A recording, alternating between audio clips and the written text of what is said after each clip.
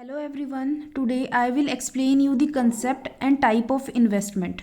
Investment जिसे हम निवेश भी कहते हैं, निवेश वो पूंजी है यानी कि वो मनी है जो हम आज लगा रहे हैं जिसका फ्यूचर में हमारे को कुछ रिटर्न मिलेगा, वो इन्वेस्टमेंट होती है। Investment is a process of capital formation. Capital formation क्या होता है? जब हम पैसा लगाते हैं और उसके थ्रू हमें रिटर्न जनरेट होता है, that is known as capital formation. Investment एक तरीके की कैपिटल फॉर्मेशन भी है और a process of increase in the stock of capital. और ये क्या है? एक प्रोसेस है जो कि हमारी कैपिटल के स्टॉक को बढ़ाती है। जैसे कि कैपिटल में हम क्या क्या चीज़ें लेके चलते हैं? Land and building, plant and machinery. Suppose आपके पास एक बिल्डिंग थी ओपनिंग ईयर में, लेकिन क्लोजिंग ईयर में वही बिल्डिंग आपके पास दो हो गई, आपने इन बिटवीन फाइनेंशियल ईयर में एक बिल्डिंग और खरीद ली, तो वो आपकी क्या कहलाएगी? इन्वेस्टमेंट कहलाएगी।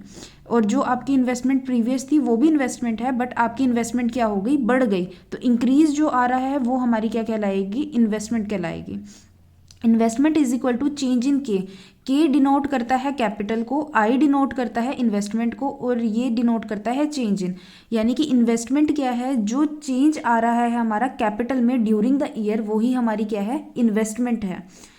Capital stock implies production capacity of the producer. अब कैपिटल स्टॉक क्या है? वो प्रोडक्शन कैपेसिटी दिखाती है। जैसे कि कैपिटल स्टॉक में हम लेके चल सकते हैं मशीनरी। मशीनरी एक तरीके से प्रोड्यूसर की प्रोडक्शन कैपेसिटी को बढ़ाती है। अगर हमने एक नई मशीनरी और खरीद ली ड्यूरिंग द फाइनेंशियल ईयर, उससे क्या होगा कि हमारी प्रोडक्शन कैपेसिटी बढ़ जाएगी। प्रोडक्शन कैपेसिटी बढ़ने से प्रोडक्शन बढ़ जाएगी, और प्रोडक्शन बढ़ने से हमारी गुड्स एंड सर्विसेज की जो गुड्स एंड सर्विसेज हैं वो बढ़ जाएगी। नेक्स्ट आता है टाइप्स ऑफ इन्वेस्टमेंट। सबसे पहली आती है हमारी फिक्स्ड इन्वेस्टमेंट, नेक्स्ट आती है हमारी इन्वेंट्री इन्वेस्टमेंट। फिक्स्ड इन्वेस्टमेंट हमारी वो इन्वेस्टमेंट है जो हम अपने कैपिटल गुड्स पे करते हैं। कैपिटल गुड्स हमारे कौन कौन से होते हैं? जो हमारे लॉन्ग टर्म होते हैं, जैसे कि प्लांट एंड मशीनरी हम खरीद रहे हैं, जो बहुत हाई वैल्यू के गुड्स होते हैं, वो हमारे क्या होते हैं? कैपिटल गुड्स होते हैं। अगर हम प्लांट एंड मशीनरी खरीद रहे हैं, वो हमारी क्या हो जाएगी? फिक्स्ड इन्वेस्टमेंट हो जाएगी। जैसे कि एक एग्जाम्पल हमने लिया है, ओपनिंग फाइनेंशियल ईयर में 5 मशीनरीज हमारे पास थी, और end of the financial year में हमारे पास 7 मशीनरी आ गई, तो फिक्स्ड इन्वेस्टमेंट हमारी कितनी हुई? 2 मशीनरीज की फिक्स्ड इन्वेस्टमेंट होगी जो हमने ड्यूरिंग द ईयर खरीदी है। इन्वेंट्री इन्वेस्टमेंट हमारी वो इन्वेस्टमेंट होती है जो हम अपने रॉ मटेरियल, सेमी फिनिश्ड और फिनिश्ड गुड्स पे खर्चते हैं, जिससे कि आगे फ्यूचर में हम और काम कर सकें।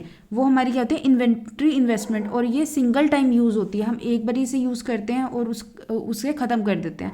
बट जो हमारी फिक्स्ड इन्वेस्टमेंट होती है, हम उसे सेवरल टाइम यूज़ करते हैं। अगर हमने मशीनरी खरीद ली, वो 5 ईयर्स, 10 ईयर्स, 15 ईयर्स तक हमारे को काम देती रहेगी। बट इन्वेंट्री इन्वेस्टमेंट, एक बारी जो हमने रॉ मटेरियल लगा दिया, उससे हमारा जो प्रोडक्ट बन के तैयार हो गया, तो वो दूसरी बारी हम उससे प्रोडक्ट नहीं बना सकते।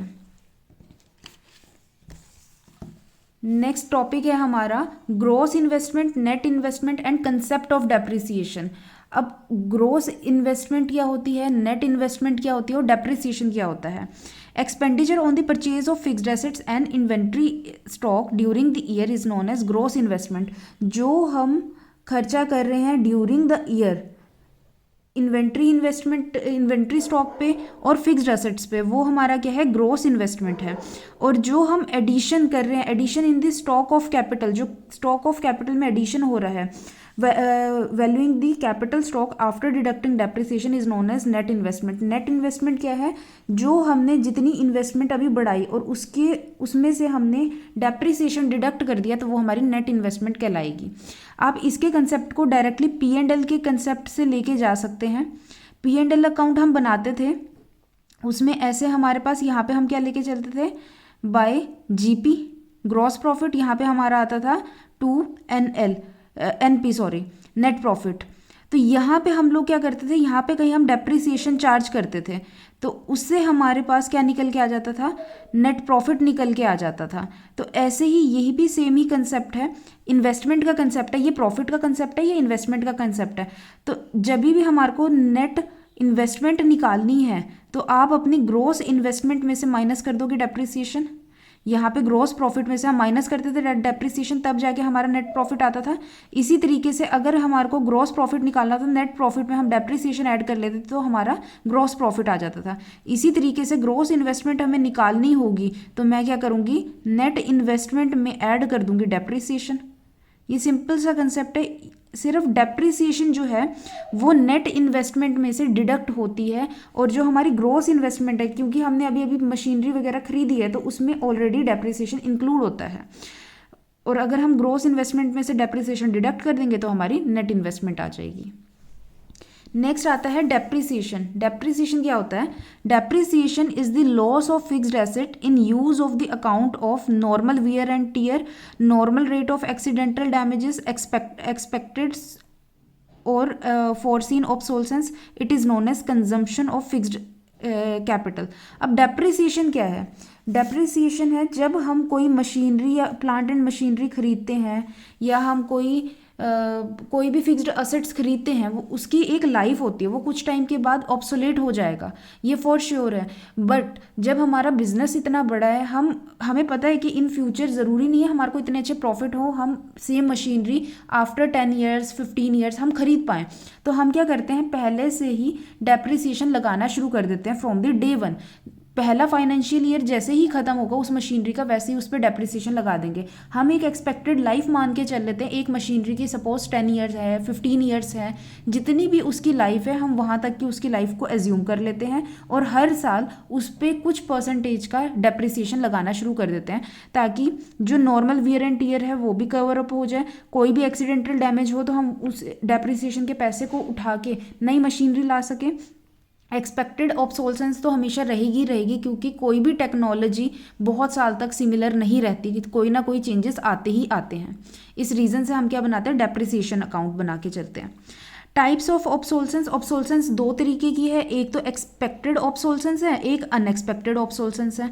एक्सपेक्टेड ऑब्सोलेसेंस वो ऑब्सोलेसेंस है जैसे कि हमें पता है हमारा फैशन का बिजनेस है, मतलब बिजनेस हमारा कपड़े का है, टेक्सटाइल का है, तो हम फैशन क्लॉथ्स बनाते हैं, तो हमें ये पता है कि फैशन कभी भी सिमिलर नहीं रहता, सेम नहीं रहता, कुछ टाइम के बाद चेंज होगा ही होगा।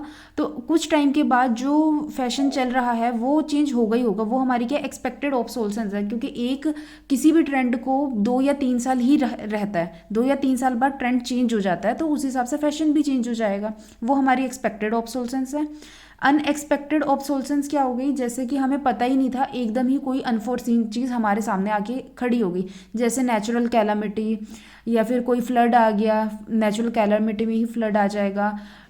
सपोज़ अगर आपका कोई मटेरियल प्रोडक्शन का काम है, तो उसमें कोई ड्रॉट पड़ने से कोई चीज़ ग्रो लेट हुई या उतनी अच्छी नहीं उसकी क्वालिटी आ पाई, तो जिस वजह से आपकी क्या होगी, जो प्रोडक्ट होगा वो उतना अच्छा तैयार नहीं होगा, तो जिस वजह से क्वालिटी की वजह से हो सकता है कि वो लोग डिसलाइक करें, तो वो क्या है, अनएक्सपेक्टेड ऑब्सोलेसेंस है।